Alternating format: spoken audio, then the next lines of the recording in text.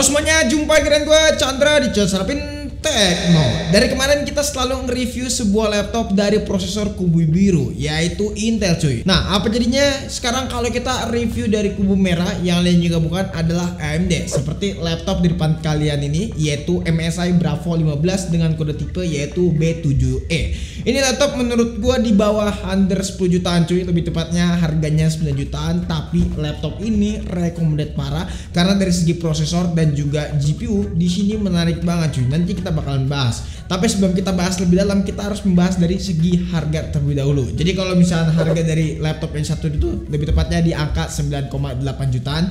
Dan kalian juga ketika membeli laptop ini udah mendapatkan beberapa bundle gitu, seperti beberapa aksesoris dari MSI. Kalau misalnya kalian beli di official store-nya si MSI. Cuman kalau misalnya kalian pengen simple dan gak ribet buat pengiriman ataupun pengirimannya yang cepat, bisa aja langsung beli di distributor laptop. Untuk linknya ada di deskripsi. Itu merupakan toko yang biasa gue beli laptop di sana ya teman-teman. Langsung aja kita bahas dari desain terlebih dahulu, yang dimana desain MSI Bravo 15 ini bisa gue bilang mirip seperti laptop gaming pada umumnya. Di bagian belakang di sini ada logo MSI dengan diselimuti beberapa aksen garis kayak gini teman-teman di bagian sepanjang bodinya. Secara finishing memang kelihatan bagus dan kerasa solid gitu untuk materialnya. Cuman di bagian belakangnya ini yang gak gue suka, kalau misalkan kalian lihat di sini gampang banget ninggalin bekas sidik jari. Bukan cuman bekas sidik jari doang, tapi di sini gampang banget berminyak. Dan kalau udah berminyak kayak gini, literally susah banget buat bersihinnya teman-teman. Kalian harus pakai cairan alkohol atau enggak pakai tisu basah, minimal sih itu. Kalau misalnya bersihin dengan kain biasa aja atau enggak pakai tisu, di sini susah banget buat ilanginnya. Lalu untuk tebalannya, laptop ini bisa dibilang cukup lumayan tebal, bahkan bisa dibilang lebih tebal daripada laptop gaming yang kita sempat review sebelumnya, seperti Acer Nitro 15 dan juga Axio Pongo 760. Nih, kalian bisa bandingin aja, laptop ini benar-benar punya ukuran yang tebel banget buat seukuran laptop gaming. Ya mungkin laptop di under 10 jutaan punya ukurannya tebel bisa diwajarin. Tapi di sini ada untungnya, kalau misalnya laptop kalian tuh tebel kayak gini. Contohnya dari sirkulasi udara, otomatis di sini bakalan jauh lebih optimal. Kalian bisa lihat nih, untuk bagian fan-nya di belakang dan juga di sebelah kiri di sini benar-benar optimal. Dan juga untuk pembuangan panas di bagian belakang, kalau kalian lihat di balik laptop ini benar-benar banyak banget lubang kipas nih. Jadi bisa dibilang sirkulasi laptop ini benar-benar adem. Dan juga pas waktu gue coba main game di laptop ini tuh nggak berisik teman-teman, silent gitu. Ya walaupun memang RPM-nya bisa kita setting buat RPM fan-nya, cuman pas waktu gue coba laptop ini ngegame nonstop ya, nggak pernah nyentuh sampai RPM tertinggi. Ya itu balik lagi ke masalah sirkulasi udara laptop ini benar-benar bagus. Terus juga yang gue suka di sini, laptop gaming jarang banget bisa dibuka sampai 180 derajat.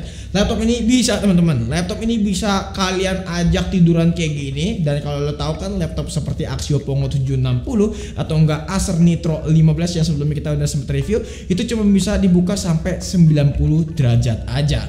Itu sih jadi salah satu keunggulan laptop yang satu ini. Sekarang kita beralih ke bagian layar aja, bagian yang paling seru buat seukuran laptop gaming. Jadi buat spesifikasinya sih, laptop ini bisa dibilang seperti laptop gaming pada umumnya. Layarnya punya ukuran 15,6 inch dengan resolusi Full HD alias 1920 x 1080 pixel. Untuk refresh-nya di sini main aman banget karena di angka 144 Hz. Dan untuk panelnya pastinya pakai panel IPS. Biasanya kalau kalian lihat di sini tergolong tipis, terutama untuk di bagian bezel atasnya ya, sama ukuran kanan kirinya. Kalau kalian perhatikan di sini cukup lumayan tipis, walaupun memang di bagian MSI di sini tulisan MSI-nya ya agak sedikit lumayan tebal. Terus juga untuk bagian atas buat naruh webcam ya, pastinya di sini juga cukup lumayan tebal. Webcamnya ini bisa record sampai 720p 30 fps teman-teman. Nah, buat experience layar sendiri sih, kalau menurut gua di sini udah ngasih kualitas yang benar-benar oke. Walaupun memang secara detail sedikit kurang, warnanya pun juga nggak terlalu pop up. Ya sebenarnya ini standarnya seperti laptop gaming di harga 10 jutaan ataupun under 10 jutaan. Secara resolusi memang nggak bisa diekspektasi dengan cukup tinggi. Dengan tingkat warnanya pun juga bisa dibilang ala kadarnya gitu ya. Jadi kalian nggak bisa berekspektasi lebih. Paling kalau misalkan kalian pengen mendapatkan kualitas yang lebih oke ataupun dengan kualitas warna yang lebih pop up, kalian bisa mirroring ataupun bisa pindahin ke monitor extended. Ya itu jadi salah satu saran dari gua aja. Cuman buat ukuran laptop under 10 jutaan, menurut gua ini udah oke karena refresh rate-nya yang pastinya udah 144 Hz. Ya sebenarnya ini standarnya juga ya lagi-lagi, dan yang pastinya minimal udah pakai panel IPS. Sekarang kita balik ke bagian performance. Laptop yang satu ini pakai kubu merah yang tadi gue udah sebutin, yaitu AMD Ryzen 5 dengan seri 7535 HS teman-teman. Nah untuk clock speednya itu bisa sampai 4,5 GHz ya teman-teman, dan untuk GPU-nya pakai AMD Radeon Graphics RS 6550M teman-teman. Ya bisa dibilang ini sih udah cukup lumayan oke lah kalau misalnya kita ajak ngegame tipis-tipis. Tapi sebelum ngegame tipis-tipis, kita coba benchmark laptop yang satu ini dulu. Dari mulai Cinebench R23. Di sini buat multicore kita running selama 10 kali berturut-turut, kita mendapatkan skor yang cukup konsisten, bisa menyentuh di angka 8.000-an, bahkan skor tertingginya itu dapat di angka 8.800-an. Tapi di sini ada beberapa kali running test bisa ngedrop ya sampai 7.000-an. Ya menurut gua sih itu tidak masalah. Buat single core-nya pun juga demikian. Di sini kalau kalian lihat buat konsistensinya benar-benar stabil selama kita running selama 10 kali. Di sini mendapatkan angka yang cukup oke di angka 1400. Menurut gua not problem lah ya.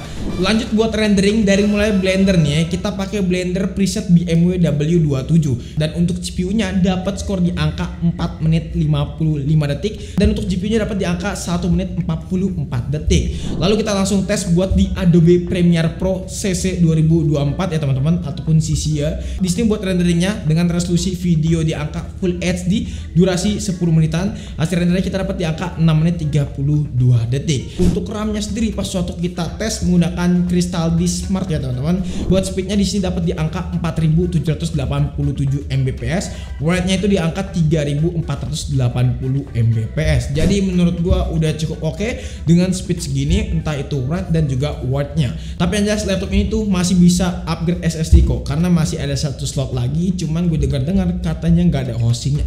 Jadi kalian harus beli hostingnya juga ya teman-teman. Nah sekarang kita langsung ke pengujian gaming test. Seperti biasa beberapa game yang kita udah coba di laptop yang satu ini, seperti game Valorant ya. Di sini kita coba settingan highest resolusi 1080p. Untuk FPS rata-ratanya dapat di angka 142, minimum FPS-nya di angka 78, dan maksimum FPS-nya dapat di angka 144. Dan memang kadang-kadang FPS-nya itu mentok sampai 144 ya, sesuai dengan refresh rate laptop ini. Buat GTA 5 di sini presetnya kita coba very high, resolusi 1080p, dan untuk rata-rata FPS itu dapat di angka 60, minimum FPS-nya, dan kalau misalnya drop bisa sampai 41, dan maksimum FPS-nya itu kadang-kadang nyentuh sampai 82 FPS. Lanjut ke Forza Horizon 4, settingannya alias preset kita coba ultra, dan resolusinya 1080p. Buat FPS rata-rata dapat di angka 65, minimum FPS-nya di angka 39, dan juga maksimum FPS-nya bisa kadang-kadang sampai 81. Lanjut ke game yang lagi booming, yaitu The Finals. Kita coba buat presetnya dynamic height ya, dengan resolusi 1080p, dan di sini kita pilih yang balance. Nah hasil buat FPS-nya dapat di angka 54 buat rata-ratanya, dan minimumnya itu bisa nyentuh di angka 25-an, maksimum FPS-nya bisa nyentuh sampai 75.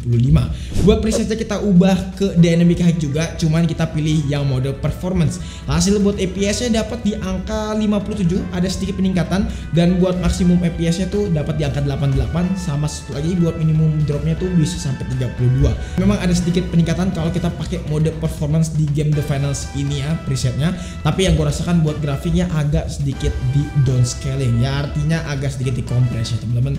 Nah buat temperaturnya sendiri selama kita ngegame yang tadi udah gue sebutin, di sini bisa dibilang cukup adem ya, di angka 42 derajat Celcius aja, jadi tidak ada masalah buat masalah ngegame.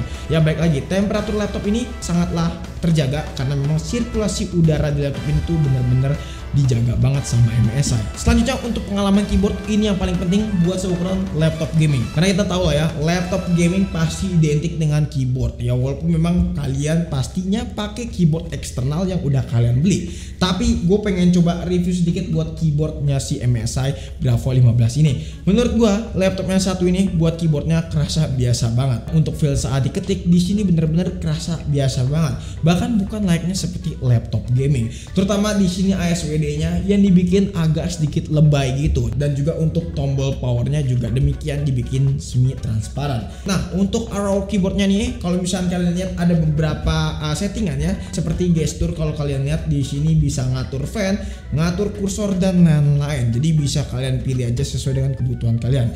Tapi ya jelas yang paling gue benci sih warnanya biru bro, gak match gitu. Ini kan MSI terkenal warna merah gitu loh dan juga untuk grafik ataupun CPU-nya pakai dari kubu merah. Kenapa warna layout keyboardnya di sini biru?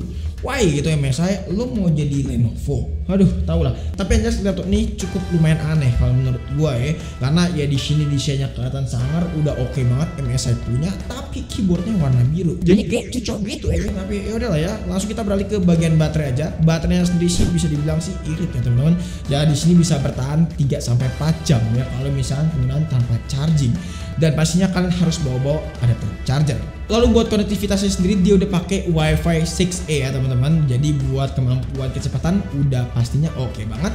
Dan untuk ketersediaan port sih bisa dibilang cukup lumayan lengkap ya teman-teman. Di sini ada satu port Type C, 2 port Type A 3.2 Gen 1, terus juga ada satu port Type A 2.0, lalu juga ada satu port HDMI 2.1 yang bisa sampai 8K 60 Hz, lalu ada satu port RJ45 dan yang pastinya ada satu lubang mic in ya, alias jack combo gitu. Nah, yang hampir kelupaan yaitu master trackpadnya. Kalau kalian lihat sih trackpadnya ini cukup lumayan pelit ya buat seukuran laptop gaming dengan yang ukurannya gede kayak gini. Oke, kesimpulannya kalau misalnya kalian lagi cari laptop under 10 jutaan, mungkin bisa lirik laptop yang satu ini. Walaupun memang gue yakin laptop di luaran sana di under 10 jutaan, lebih tepatnya di angka 9 jutaan banyak opsinya.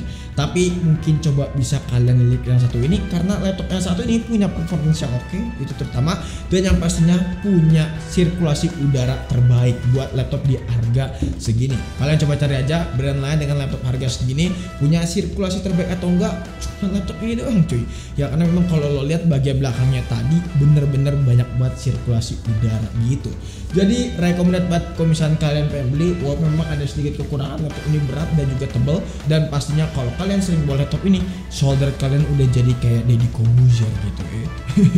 Jadi mungkin cukup sekian aja video kali ini. Kalau misalnya kalian dapat atau punya pertanyaan tentang laptopnya satu ini, boleh banget tulis di kolom komentar. Pengen nanya secara privat, boleh juga DM di Instagram kita di @srmtechno. Pengen join ke Telegram kita, boleh banget join, klik link yang ada di deskripsi, langsung deh mendingannya, gak usah pakai lama, sikat deh mendingannya. Chandra pamit, sampai jumpa di video selanjutnya. Until next time, goodbye. Laptop gaming tapi berasa cucok gitu ya. Mau